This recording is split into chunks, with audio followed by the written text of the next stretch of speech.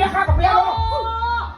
บ้านเนี่ยหลังคานี่ยังแบบแปลงขึ้นมาดีๆดัง เนี่ย ๆ ไก่ห้องแจ้งได้วัน100 อ่ะเจ้าอย่างมาแบ่งราคาสูงก็ได้ที่โกเชียมันอะไรสูงมาอุ้ยกับมาดูเนอะสูงพ่อขี้โคขี้นี่ก็มันเป็นแก่จุ๊เจ๊ก็ได้นะป้ามันหาเต้หอเต้เอื้อนไม่เป็นเจ้าเป็นนายปุ๊บหมดเลยมึงพ่อค่ะสภาพอย่างเงี้ยอย่าเพิ่งกูอยู่เนี่ยมันข้ามเนี่ยอยู่มาได้เต้ก็ได้โต๊ะใส่หน้าแจมอ่ะเดี๋ยวร้องโผล่โต๊ะมากรรมเนี่ยปะโต๊ะเอามันแหลวไปเลยนะไอ้ห่าหิวนี่ก็ช่วยฮะกาเดี๋ยวมันช่วยยังมันจะเป็นหัวกูหรอมันก็ช่วยมันชวนได้ไปกินเหล้าไอ้โมเนี่ยมาเกี่ยวไอ้โอ๊ตที่เชียงรายอ่ะขี้พ่อเมียฮะเล็กเมียกับบอกมันหาแล้วสามันจะบอดเล็กเมียกับบอกฮะเขาได้เมียคิงอ่ะ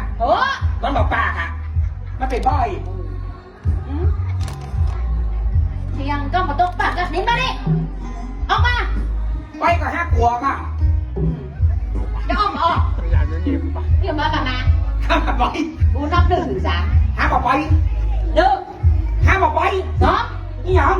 มาดิครับผมอุ้ย